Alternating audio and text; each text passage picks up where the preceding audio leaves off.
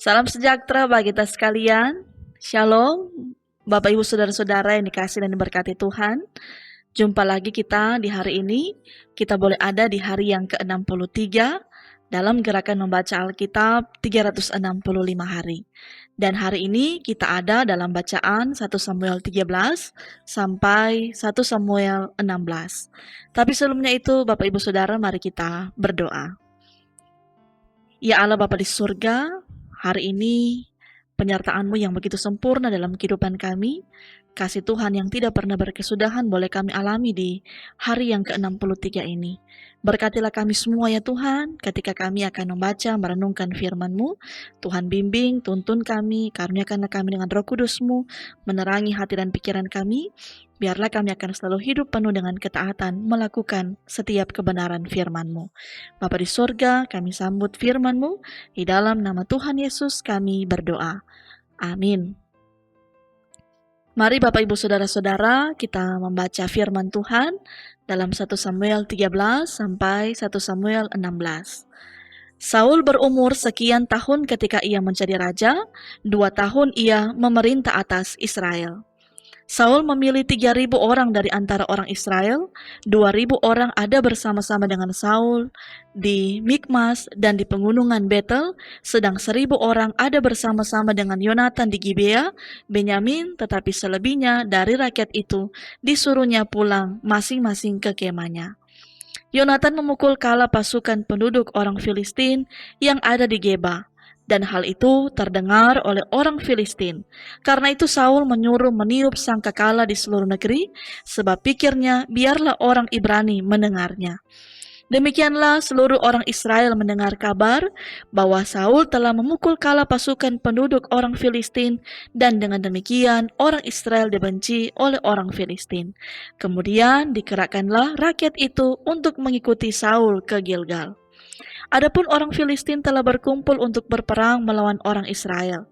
Dengan 3.000 kereta, 6.000 orang pasukan berkuda, dan pasukan berjalan kaki sebanyak pasir di tepi laut mereka, bergerak maju dan berkemah di Mikmas di sebelah timur Bet Awen. Ketika dilihat orang-orang Israel bahwa mereka terjepit, sebab rakyat memang terdesak, maka larilah rakyat bersembunyi di gua, keluk batu, bukit batu, liang batu, dan perigi. Malah ada orang Ibrani yang menyeberangi arungan sungai Yordan menuju tanah Gad dan Gilead, sedang Saul masih di Gilgal dan seluruh rakyat mengikutinya dengan gemetar.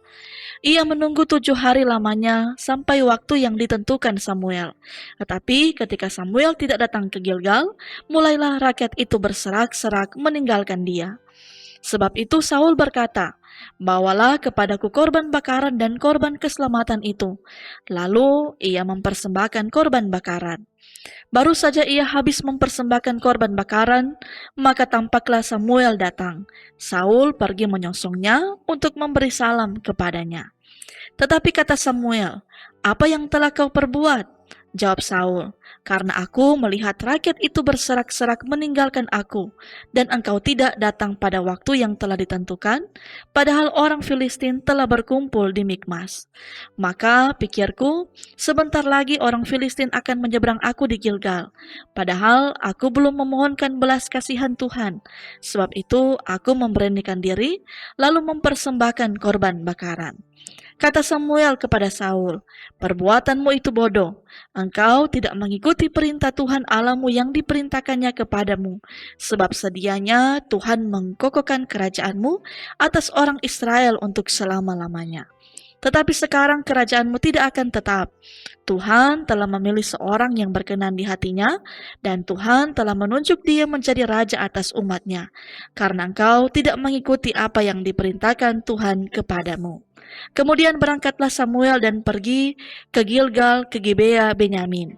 Tetapi Saul memeriksa barisan rakyat yang ada bersama-sama dengan dia itu, kira-kira 600 orang banyaknya. Saul dan Yonatan anaknya dan rakyat yang ada bersama-sama dengan mereka tinggal di Geba Benyamin, sedang orang Filistin berkemah di Mikmas. Maka keluarlah orang-orang penjara dari perkemahan orang Filistin dalam 3 gerombolan. Gerombolan yang satu mengambil jalan ke Ofra, ke daerah Syual. Gerombolan yang kedua mengambil jalan ke Bet Horon, dan gerombolan yang satu lagi mengambil jalan ke perbatasan yang menghadap ke lembah Siboim, arah ke padang gurun. Seorang tukang besi tidak terdapat di seluruh negeri Israel, sebab orang Filistin berkata, jangan-jangan orang Ibrani membuat pedang atau tombak.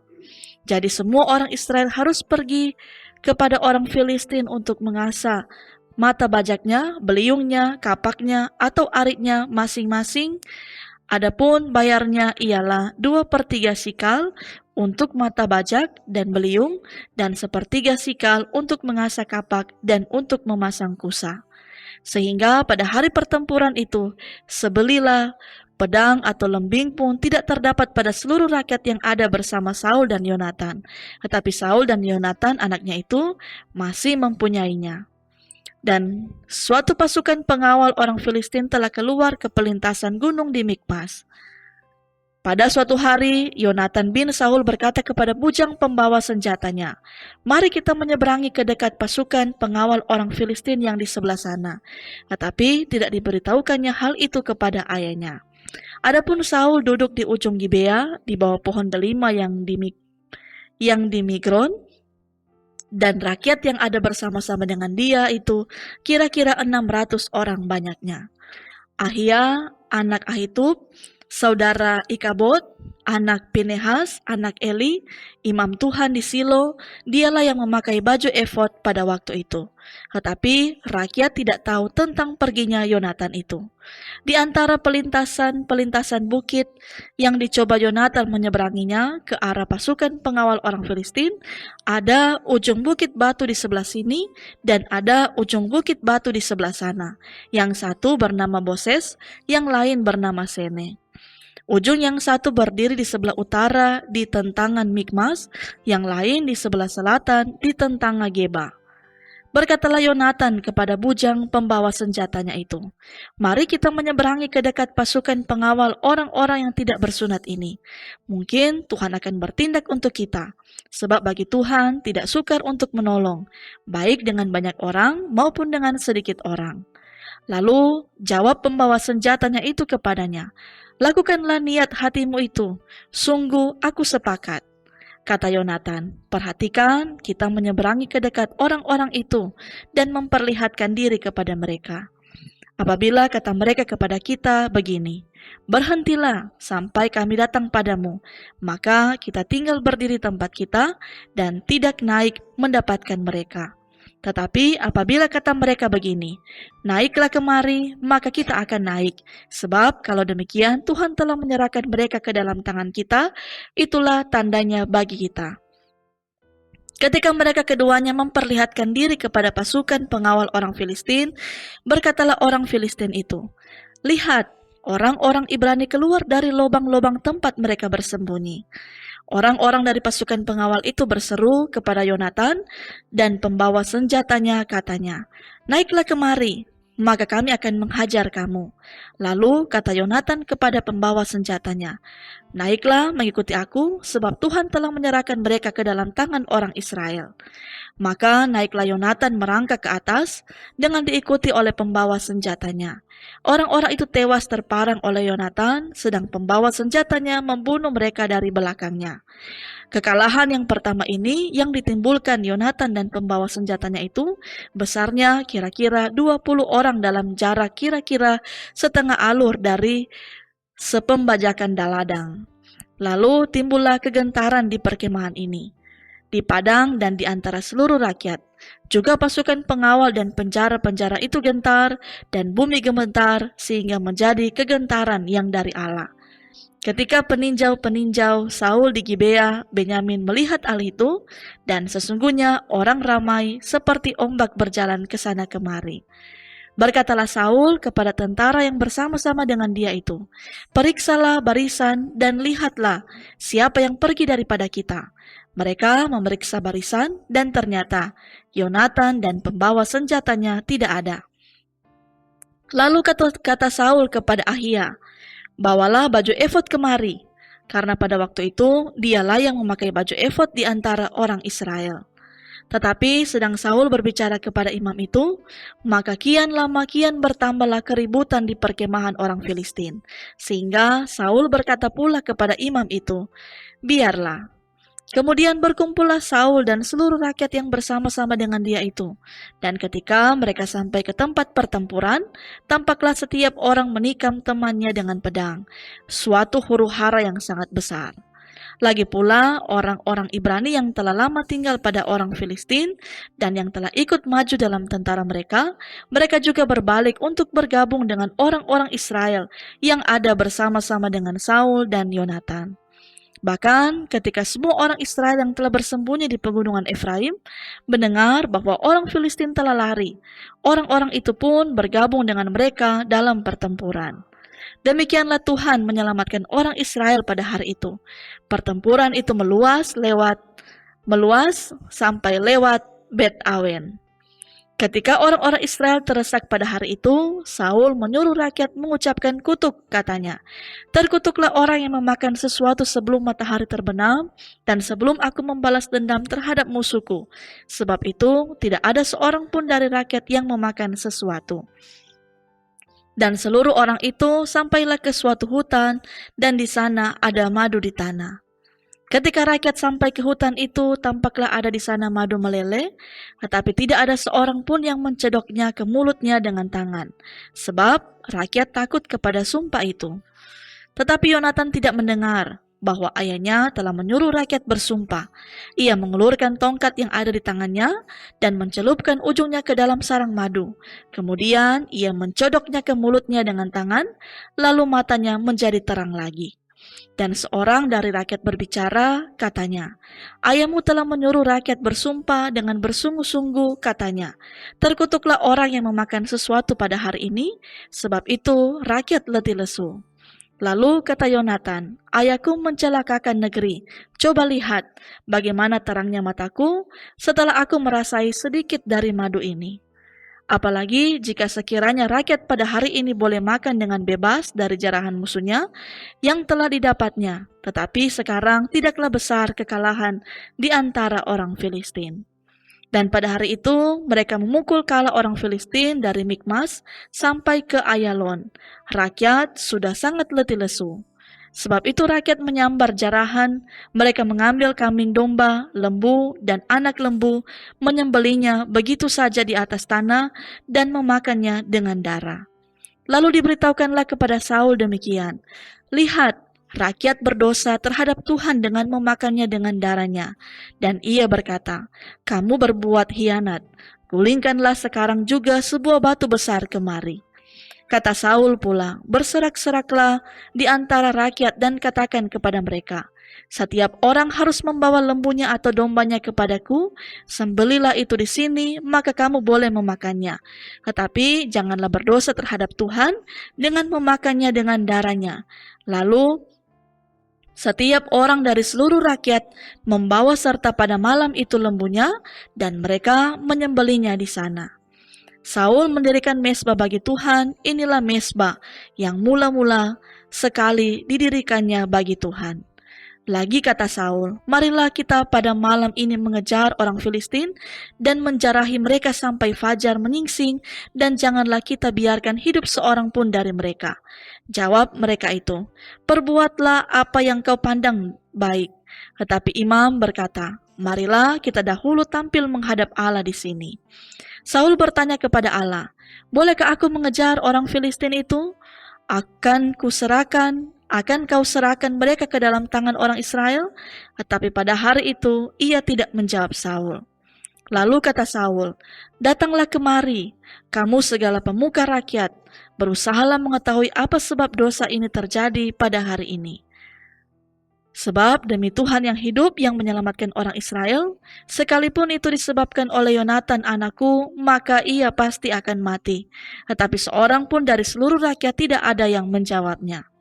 Kemudian berkatalah ia kepada seluruh orang Israel, kamu berdiri di sebelah yang satu, dan aku serta anakku Yonatan akan berdiri di sebelah yang lain. Lalu jawab rakyat kepada Saul, perbuatlah apa yang kau pandang baik. Lalu berkatalah Saul, ya Tuhan Allah Israel, mengapa engkau tidak menjawab hamba-Mu pada hari ini? Jika kesalahan itu ada padaku atau pada anakku Yonatan, ya Tuhan Allah Israel, tunjukkanlah kiranya Urim. Tetapi jika kesalahan itu ada pada umat-Mu Israel, tunjukkanlah Tumim. Lalu didapati Yonatan dan Saul, tetapi rakyat itu terluput. Kata Saul, buanglah undi antara aku dan anakku Yonatan. Lalu didapati Yonatan. Kata Saul kepada Yonatan, beritahukanlah kepadaku apa yang telah kau perbuat. Lalu Yonatan memberitahukan kepadanya, katanya, memang aku telah merasai sedikit madu dengan ujung tongkat yang ada di tanganku. Aku bersedia untuk mati. Kata Saul, beginilah kiranya Allah menghukum aku, bahkan lebih lagi daripada itu. Sesungguhnya Yonatan engkau harus mati. Tetapi rakyat berkata kepada Saul, masakan Yonatan harus mati? Dia yang telah mendapat kemenangan yang besar ini di Israel. Jauhlah yang demikian. Demi Tuhan yang hidup, sehelai rambut pun dari kepalanya takkan jatuh ke bumi. Sebab dengan pertolongan Allah juga dilakukannya hal itu pada hari ini. Demikianlah rakyat membebaskan Yonatan, sehingga ia tidak harus mati. Maka pulanglah Saul setelah mengejar orang Filistin, dan orang Filistin itu pun kembali ke tempat kediamannya. Setelah Saul mendapat jabatan raja atas Israel, maka berperanglah ia ke segala penjuru melawan segala musuhnya, melawan Moab, Bani Amon, Edom, raja-raja negeri Soba, dan orang Filistin. Dan kemanapun ia pergi, ia selalu mendapat kemenangan. Ia melakukan perbuatan-perbuatan yang gagah perkasa, memukul kala orang Amalek, dan melepaskan Israel dari tangan orang-orang yang merampasi mereka. Anak-anak lelaki Saul ialah Yonatan, Yiswi, dan Malkisua. Nama kedua anaknya yang perempuan, yang tertua bernama Merab, yang termuda bernama Mikal. Istri Saul bernama Ahinoam, anak Ahimas. Panglima tentaranya bernama Abner, anak Ner, paman Saul. Kis ayah Saul dan Ner ayah Abner adalah anak-anak Abiel. Hebat peperangan melawan orang Filistin selama zaman Saul, dan semua pahlawan dan orang gagah perkasa yang dilihat Saul dikumpulkannya kepadanya. Berkatalah Samuel kepada Saul, aku telah diutus oleh Tuhan untuk mengurapi engkau menjadi raja atas Israel umatnya. Oleh sebab itu, dengarkanlah bunyi firman Tuhan. Beginilah firman Tuhan semesta alam. Aku akan membalas apa yang dilakukan oleh orang Amalek kepada orang Israel, karena orang Amalek menghalang-halangi mereka ketika orang Israel pergi dari Mesir. Jadi pergilah sekarang, kalahkanlah orang Amalek, tumpaslah segala yang ada padanya, dan janganlah ada belas kasihan kepadanya. Bunuhlah semuanya, laki-laki maupun perempuan, kanak-kanak maupun anak-anak yang menyusui, lembu maupun domba, unta maupun keledai. Lalu Saul memanggil rakyat berkumpul dan memeriksa barisan mereka di Telaim. Ada 200.000 orang pasukan berjalan kaki dan 10.000 orang Yehuda. Setelah Saul sampai ke kota orang Amalek, disuruhnyalah orang-orang menghadang di lembah. Berkatalah Saul kepada orang Keni, berangkatlah, menjauhlah, pergilah dari tengah-tengah orang Amalek, supaya jangan kulenyapkan kamu bersama-sama dengan mereka. Bukankah kamu telah menunjukkan persahabatanmu kepada semua orang Israel ketika mereka pergi dari Mesir? Sesudah itu, menjauhlah orang Keni dari tengah-tengah orang Amalek. Lalu Saul memukul kala orang Amalek, mulai dari Hawilah sampai ke Syur, yang di sebelah timur Mesir. Agag, raja orang Amalek, ditangkapnya hidup-hidup, tetapi segenap rakyatnya ditumpasnya dengan mata pedang.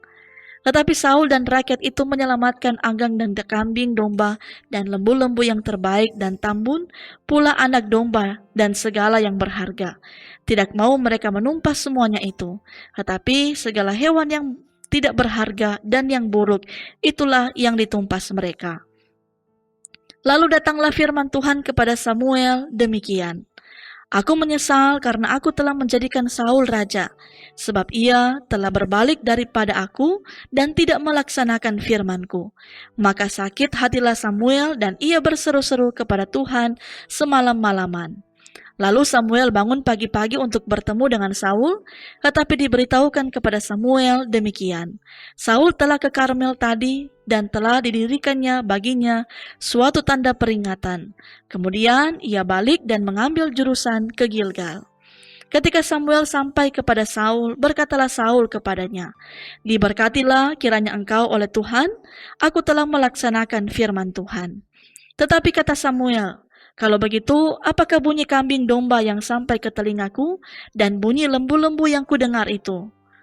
Jawab Saul, "Semuanya itu dibawa daripada orang Amalek, sebab rakyat menyelamatkan kambing domba dan lembu-lembu yang terbaik dengan maksud untuk mempersembahkan korban kepada Tuhan Allahmu, tetapi selebihnya telah kami tumpas."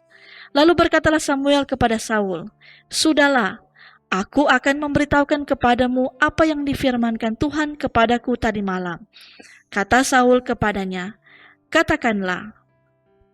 Sesudah itu berkatalah Samuel, "Bukankah engkau, walaupun engkau kecil pada pemandanganmu sendiri, telah menjadi kepala atas suku-suku Israel? Dan bukankah Tuhan telah mengurapi engkau menjadi raja atas Israel? Tuhan telah menyuruh engkau pergi dengan pesan, 'Pergilah, tumpaslah orang-orang berdosa itu, yakni orang-orang Amalek, berperanglah melawan mereka sampai engkau membinasakan mereka.' Mengapa engkau tidak mendengarkan suara Tuhan? Mengapakah engkau mengambil jarahan dan melakukan apa yang jahat di mata Tuhan?" Lalu kata Saul kepada Samuel, "Aku memang mendengarkan suara Tuhan dan mengikuti jalan yang telah disuruh Tuhan kepadaku, dan aku membawa Agag, raja orang Amalek, tetapi orang Amalek itu sendiri telah kutumpas. Tetapi rakyat mengambil dari jarahan itu kambing domba dan lembu-lembu yang terbaik dari yang dikhususkan untuk ditumpas itu, untuk mempersembahkan korban kepada Tuhan Allahmu di Gilgal." Tetapi jawab Samuel, "Apakah Tuhan itu berkenan kepada korban bakaran dan korban sembelihan sama seperti kepada mereka mendengarkan suara Tuhan? Sesungguhnya mendengarkan lebih baik daripada korban sembelihan, memperhatikan lebih baik daripada lemak domba-domba jantan. Sebab pendurhakaan adalah sama seperti dosa, bertenung dan kedegilan adalah sama seperti menyembah berhala dan terahim. Karena engkau telah menolak firman Tuhan, maka ia telah menolak engkau sebagai raja." Berkatalah Saul kepada Samuel, "Aku telah berdosa, sebab telah kulangkahi titah Tuhan dan perkataanmu. Tetapi aku takut kepada rakyat, karena itu aku mengabulkan permintaan mereka. Maka sekarang ampunilah kiranya dosaku, kembalilah bersama-sama dengan aku, maka aku akan sujud menyembah kepada Tuhan." Tetapi jawab Samuel kepada Saul, "Aku tidak akan kembali bersama-sama dengan engkau, sebab engkau telah menolak firman Tuhan. Sebab itu Tuhan telah menolak engkau sebagai raja atas Israel." Ketika Samuel berpaling hendak pergi, maka Saul memegang puncak jubah Samuel, tetapi terkoyak. Kemudian berkatalah Samuel kepadanya, "Tuhan telah menggoyahkan daripadamu jabatan raja atas Israel pada hari ini, dan telah memberikannya kepada orang lain yang lebih baik daripadamu. Lagi Sang Mulia dari Israel tidak berdusta, dan ia tidak tahu menyesal, sebab ia bukan manusia yang harus menyesal." Tetapi kata Saul, "Aku telah berdosa, tetapi tunjukkanlah juga hormatmu kepadaku sekarang di depan para tua-tua bangsaku dan di depan orang Israel. Kembalilah bersama-sama dengan aku, maka aku akan sujud menyembah kepada Tuhan Allahmu." Sesudah itu kembalilah Samuel mengikuti Saul, dan Saul sujud menyembah kepada Tuhan. Lalu berkatalah Samuel, "Bawa kemari Agag raja Amalek itu."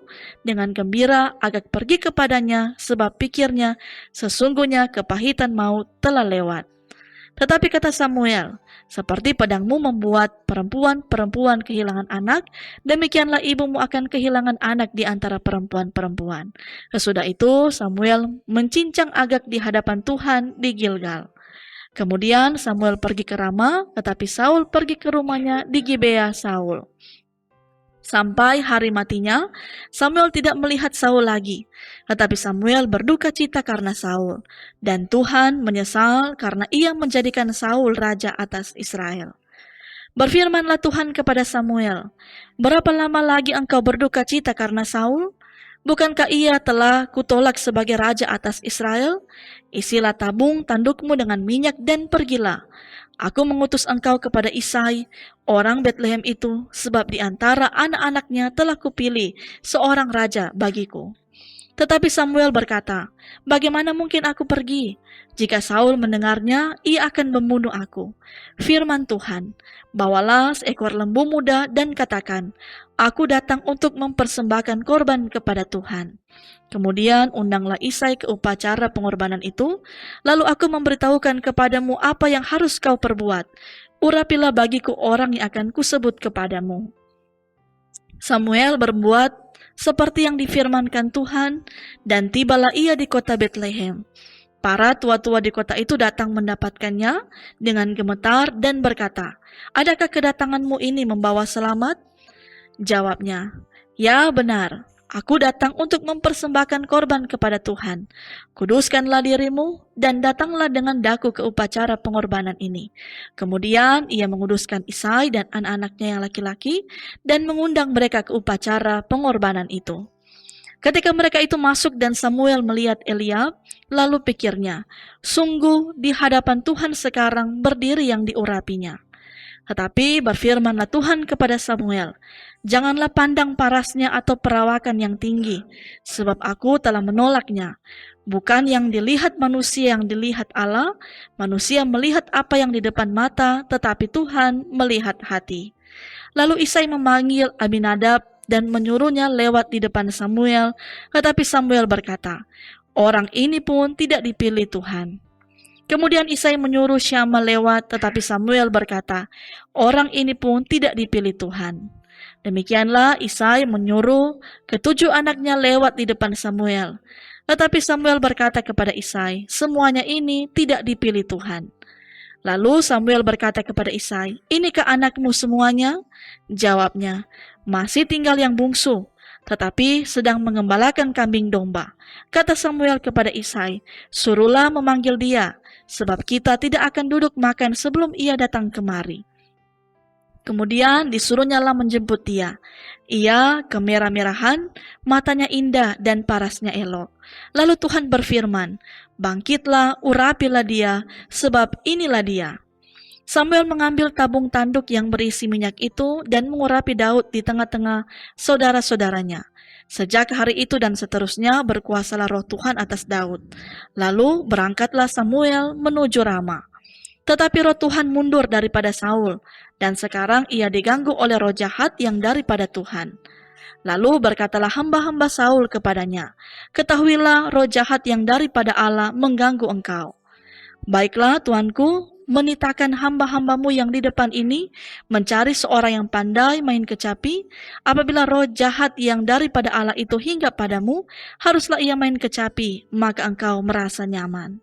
Berkatalah Saul kepada hamba-hambanya itu, "Carilah bagiku seorang yang dapat main kecapi dengan baik, dan bawalah dia kepadaku." Lalu jawab salah seorang hamba itu katanya, "Sesungguhnya aku telah melihat salah seorang anak laki-laki Isai, orang Betlehem itu, yang pandai main kecapi. Ia seorang pahlawan yang gagah perkasa, seorang prajurit yang pandai bicara, elok perawakannya, dan Tuhan menyertai dia." Kemudian Saul mengirim suruhan kepada Isai dengan pesan, "Suruhlah kepadaku anakmu Daud yang ada pada kambing domba itu." Lalu Isai mengambil seekor keledai yang dimuati roti, sekibrat anggur dan seekor anak kambing, maka dikirimkannyalah itu kepada Saul dengan perantaraan Daud anaknya. Demikianlah Daud sampai kepada Saul dan menjadi pelayannya. Saul sangat mengasihinya dan ia mencari pembawa senjatanya. Sebab itu Saul menyuruh orang kepada Isai mengatakan, "Biarkanlah Daud tetap menjadi pelayanku, sebab aku suka kepadanya." Dan setiap kali apabila roh yang daripada Allah itu hinggap pada Saul, maka Daud mengambil kecapi dan memainkannya. Saul merasa lega dan nyaman, dan roh yang jahat itu undur daripadanya. Mari kita berdoa. Terima kasih ya Tuhan, Tuhan telah menuntun kami membaca firman-Mu, dan ajarlah kami ya Tuhan untuk selalu giat, untuk dapat menjadi pelaku-pelaku firman-Mu dalam setiap perjalanan kehidupan kami. Terima kasih ya Tuhan sebagai ungkapan syukur kami kepadamu, ketika hari-hari kehidupan kami selalu ada dalam pemberkatan Tuhan.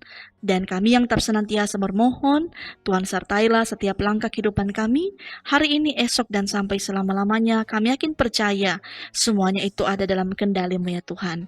Tuhan berkatilah kami semua, seluruh jemaat yang ada di Kemim Bukit Muria Rike, dari kolom 1 hingga kolom 33, seluruh perangkat pelayanan yang ada, bahkan seluruh jemaat di luar Jemaat Kemim Bukit Muria Rike yang juga selalu setia mengikuti gerakan membaca Alkitab.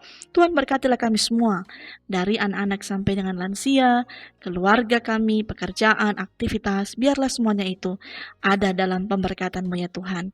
Bahkan kami juga yang senantiasa bermohon kepada-Mu ya Tuhan, ketika kehidupan kami dirundung dengan begitu banyak masalah, kesulitan, beban hidup, bahkan pula kesakitan, dan pergumulan-pergumulan lainnya, kami juga tetap senantiasa bermohon kepada-Mu ya Tuhan. Biarlah kehidupan kami selalu ada dalam campur tangan-Nya Tuhan. Dan oleh karena itu ya Bapa di surga, ajarlah kami untuk selalu hidup berbuat baik, menjadi berkat dimanapun kami pergi dan berada. Inilah sukacita, syukur kami kepada-Mu. Di dalam nama Tuhan Yesus, Juru Selamat kami yang hidup, kami berdoa kepada-Mu. Amin. Terima kasih Bapak Ibu Saudara-saudara yang dikasih dan diberkati oleh Tuhan. Kita boleh bersama-sama membaca firman Tuhan di hari yang ke-63 ini. Biarlah Tuhan terus akan memberkati kita sekalian, dan mari jadilah pelaku firman dan taatlah untuk selalu melakukan firman-Nya. Tuhan memberkati kita sekalian. Shalom, damai di hati.